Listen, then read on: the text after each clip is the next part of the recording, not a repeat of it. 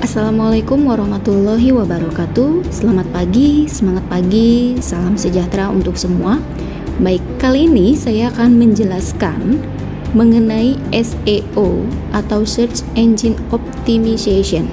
Jangan lupa untuk subscribe, like, and share video ini agar lebih bermanfaat dan dapat memberikan kontribusi bagi dunia pendidikan atau yang lainnya.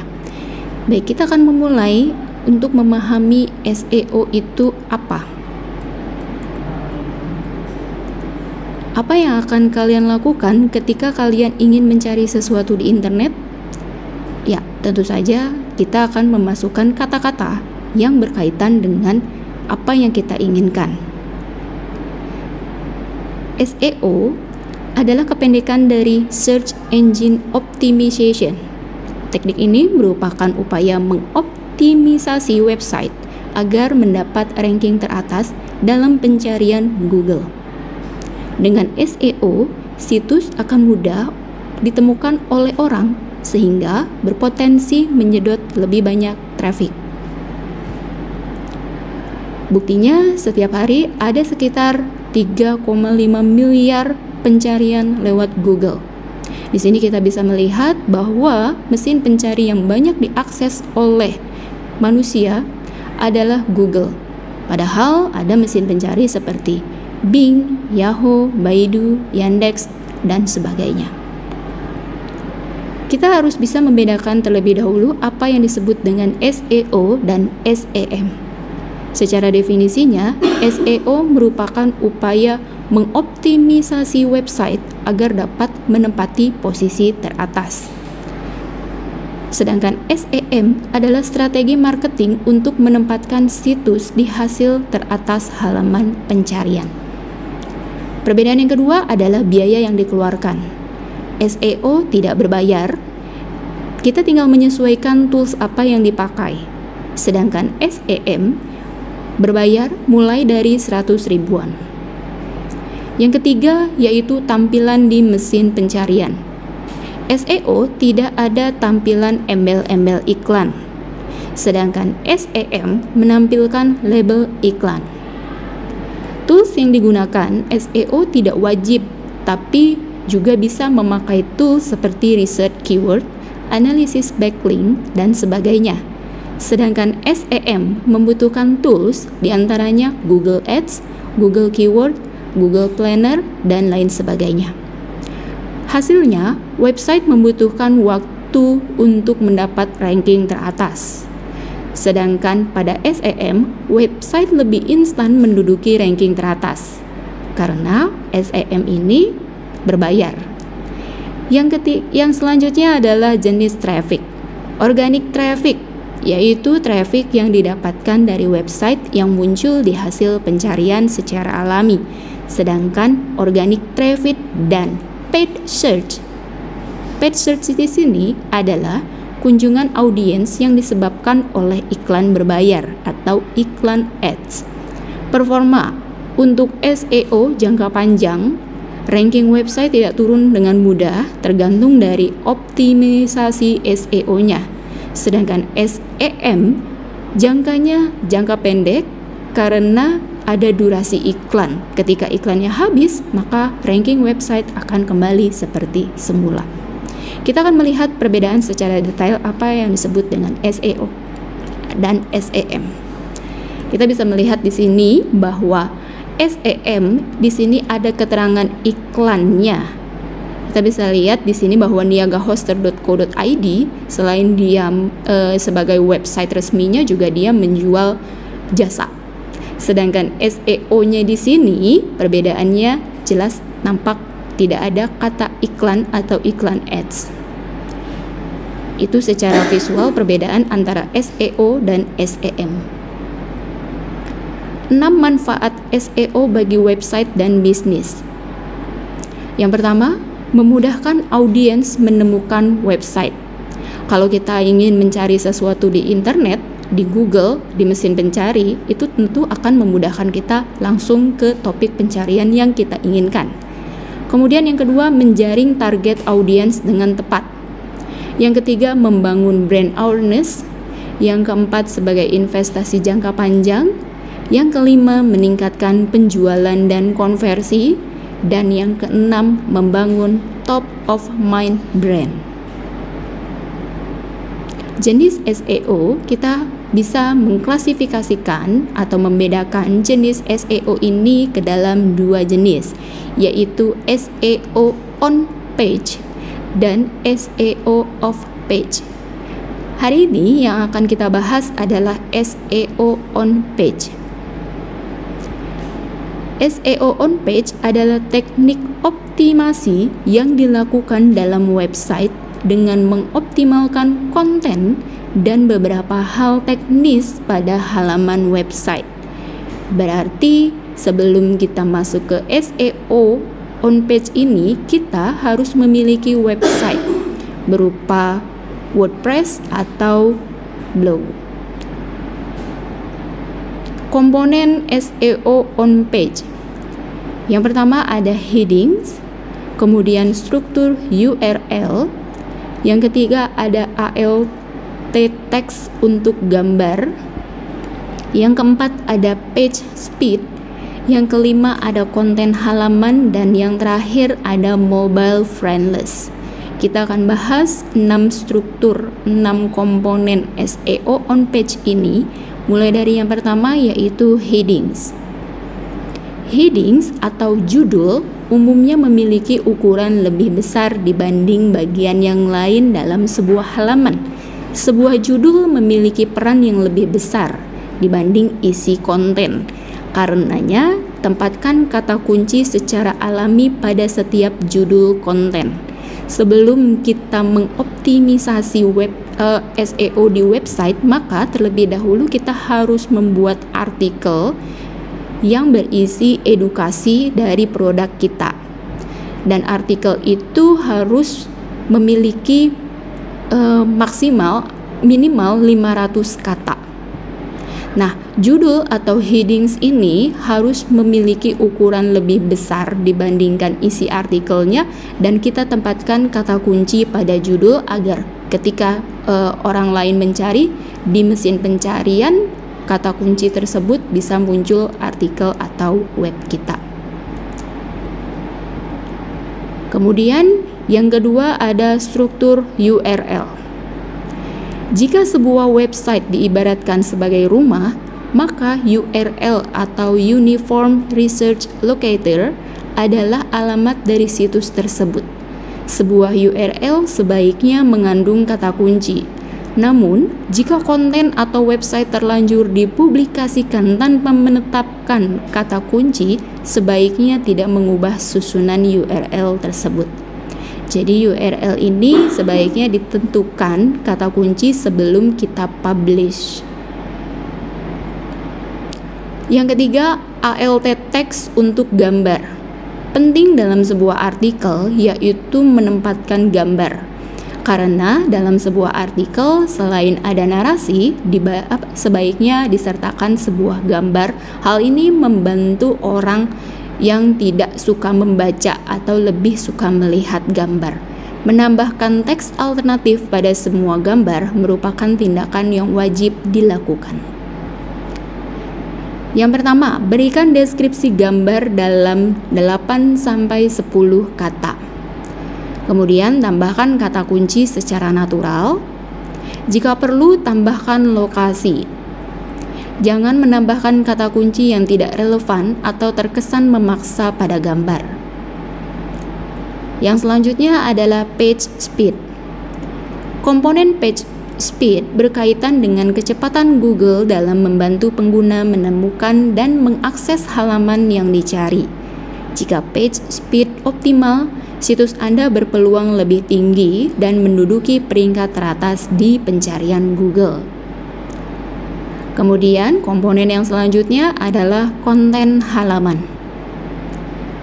Konten pada situs Anda haruslah bermanfaat bagi pengunjung, agar saat pengunjung mencari suatu topik yang relevan, situs Anda berada pada urutan pertama. Setidaknya, usahakan konten Anda mengandung 500 kata di setiap halaman. Tempatkan kata kunci pada bagian judul, pada awal paragraf, pada tengah paragraf, dan juga akhir paragraf konten secara alami. Seperti tadi yang saya bilang bahwa dalam sebuah artikel harus berisi artikel yang edukasi dari produk yang kita jual dan berisi minimal 500 kata. Dan yang terakhir yaitu mobile friendless. Oke, beberapa website pasti diakses melalui handphone atau perangkat seluler. Oleh karena itu, website Anda jika diakses melalui perangkat seluler pasti memerlukan beberapa teknik. Dan teknik ini bisa kita optimalisasi melalui SEO. Oke, hari ini sekarang kita akan lebih terfokus pada keyword. Keyword itu apa, bagaimana cara membuat keyword, dan bagaimana cara kita menganalisis keyword produk kita terhadap produk yang lagi trend in atau sedang dicari. Kita harus tahu dulu nih, apa yang dimaksud dengan keyword. Keyword merupakan suatu susunan kata yang sering diketikkan oleh seseorang saat melakukan pencarian data atau informasi yang mereka perlukan di internet. Ada beberapa fungsi dari keyword. Yang pertama, bagi blogger atau pemilik blog. Dengan kata kunci yang tepat dan tertargetkan, maka memungkinkan artikel yang dibuat dapat berada pada halaman depan hasil pencarian. Bagi mesin pencari atau bagi Google-nya, dengan adanya kata kunci, mesin pencari akan lebih mudah menemukan dan menampilkan informasi yang sangat relevan dengan apa yang dibutuhkan user. Dan bagi blognya itu sendiri, jika blog dikelola oleh blogger yang berpengalaman, maka blog tersebut akan mendapatkan peringkat teratas terbesar. Jenis-jenis keyword. Ada dua jenis keyword. Yang pertama, short tail keyword, yaitu kata kunci yang pendek, maksimal jumlah katanya adalah 2 kata. Seperti rumah murah, tips kecantikan, cara belanja, spesifikasi handphone, dan lain-lain. Kemudian ada long tail keyword. Long tail keyword merupakan penyempurnaan short tail dengan menambahkan beberapa kata kunci yang berkaitan namun tetap nyaman dibacanya, seperti jenis-jenis produk Google yang paling populer serta fungsinya, fitur mengagumkan dari Android KitKat 5.0. Bedanya berarti kita bisa simpulkan bahwa short tail terdiri dari 2 kata, sedangkan long tail lebih dari 2 kata. Keyword tools. Keyword tools ini bisa kita optimalisasi untuk mengetahui keyword produk kita terhadap produk yang sedang trend in atau dicari. Ada beberapa tools yang tersedia di website atau di internet yang bisa kita akses untuk melihat seberapa efektifnya keyword kita. Yang pertama, kita bisa mengakses melalui Google Trend. Yang kedua, kita bisa mengakses keyword tools melalui Google Search Console, kemudian Google Keyword Planner, kemudian keywordtool.io, kemudian ada keyword generator dan Ubersuggest. Kita akan bahas satu persatu mulai dari Google Trends.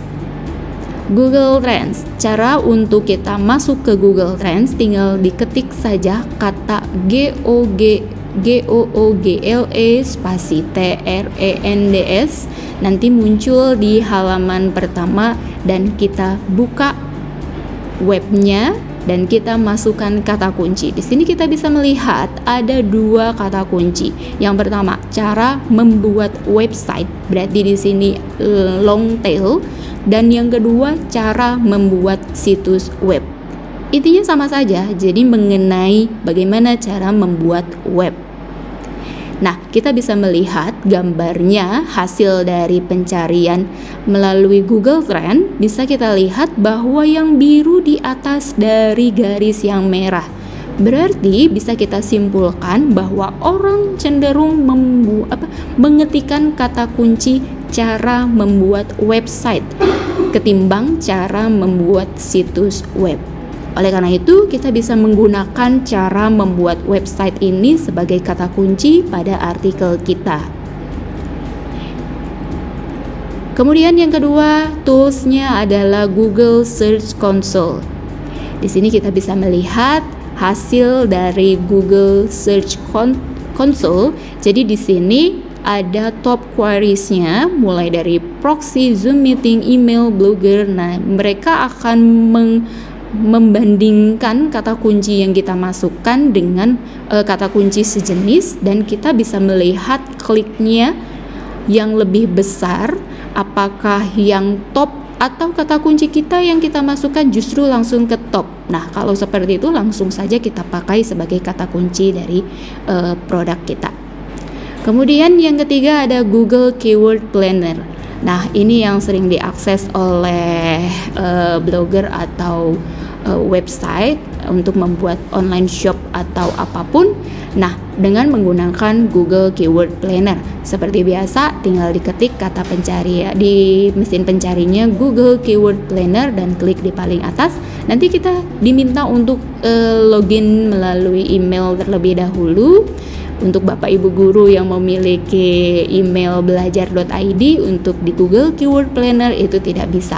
Otomatis kita harus memasukkan email di Gmail. Nah, setelah kita login, kita bisa membandingkan website kita. Di sini bisa kita lihat ada kata kuncinya, yaitu cara membuat website. Kita bisa melihat bahwa kata kunci cara membuat website tersebut di sini kompetisinya medium. Nah, ada beberapa opsi kata kunci lainnya yang sama-sama sebetulnya medium ya. Jadi opsinya bisa kita memasukkan kata kunci cara membuat website, atau cara buat website, atau cara bikin website, atau cara membuat situs web, dan lain sebagainya. Begitu. Itu untuk tools Keyword Planner. Yang selanjutnya adalah keywordtool.io. Tinggal kita ketik di mesin pencari keywordtool.io, maka akan muncul seperti ini. Kita mencari dengan kata kunci yang sama dengan contoh yang sebelumnya, yaitu cara membuat website. Di sini kita bisa melihat bahwa cara membuat website ini ada banyak kata kuncinya, yang ini bisa kita pakai juga. Cara membuat website gratis, kemudian cara membuat website sendiri, cara membuat website dengan HTML gitu. Dan usahakan usahakan hanya menggunakan satu tools saja, karena satu tools ini memberikan beberapa opsi yang bisa kita sisipkan di artikel kita. Kemudian ada keyword generator. Keyword generator ini sebetulnya hampir sama dengan keyword planner, tapi di sini dia lebih ke long tail keyword. Ya, jadi kalau kita masukkan long tail di sini kan bisa kita lihat ya, lebih dari dua kata otomatis bisa kita masukkan ke dalam long tail keyword, dan hasilnya pun akan biasanya lebih dari 3. Di sini ada opsi-opsinya, yaitu cara membuat website, tapi kita bisa melihat juga bahwa ternyata ada yang KD-nya 37. Bagaimana cara membuat website sendiri? Nah, ini bisa kita gunakan gitu, dan ini update-nya 3 jam sebelum dari sini, berarti masih hot lah, masih trend in lah. Ini bisa kita pakai di website kita. Dan yang selanjutnya adalah Ubersuggest. Nah, Ubersuggest ini adalah website yang diusung oleh Neil Patel. Website ini lebih universal, artinya kita bisa mengcompare kata kunci dari kita dengan negara lain, atau kita bisa melihat lebih detail lagi. Misal di sini kita bisa melihat hasil pencarian analisis kata kunci cara membuat website. Bahwa di sini ada high dengan volumenya 27.100, CEO difficulty-nya 38, dan paid difficulty-nya 53, dan cost per kliknya 9.000. Jadi kita bisa sekalian SEO dan SEM di sini begitu. Jadi dia juga menjual jasa untuk cost per kliknya itu begitu. Itu untuk keyword searches. Oke. Jadi tadi kita sudah membahas mulai dari SEO, perbedaan dengan SEM, kemudian ada komponen SEO, juga ada kata kunci, keyword, dan tools untuk menganalisis kata kunci. Nah, tahap selanjutnya pada video ini adalah assessment. Di sini saya ada beberapa soal yang bisa kita kerjakan setelah kita menyimak video sebelum ini. Pertanyaan yang pertama, berikut yang tidak termasuk perbedaan antara SEO dan SEM adalah: A. Tampilan di mesin pencarian. B. Biaya yang dikeluarkan. C. Performa. D. Lamanya waktu yang diperlukan. E. Jenis traffic. SEO itu tidak berbayar, sedangkan SEM berbayar. SEO jangka waktunya lama, sedangkan SEM jangka waktunya tergantung dari biaya yang kita keluarkan. Jadi, di sini yang tidak termasuk perbedaan antara SEO dan SEM adalah lamanya waktu yang diperlukan. Soal yang kedua, ketika kalian memiliki online shop dan website pendukung online shop, yang Anda lakukan adalah membuat artikel edukasi dari produk yang kalian jual. Di dalam artikel tersebut nantinya akan dijadikan kata kunci atau keyword. SEO seperti itu dinamakan A. SEO in page. B. SEO on page. C. SEO out page. D. SEO off page. Atau E. SEM. Jawabannya adalah on page. Soal yang ketiga, jika keyword yang Anda buat di online shop Anda adalah agar baju batik tidak luntur dan tetap awet, maka jenis keyword yang Anda gunakan adalah A. Short tail keyword. B. Medium tail keyword. C. Long tail keyword. D. Tail keyword. Atau E. Keyword. Karena ini terdiri dari lebih dua kata, maka jawabannya adalah long tail keyword. Oke, sekian isi dari video ini. Mudah-mudahan bermanfaat untuk kita semua. Jangan lupa untuk subscribe, like, and comment. Terima kasih. Assalamualaikum warahmatullahi wabarakatuh.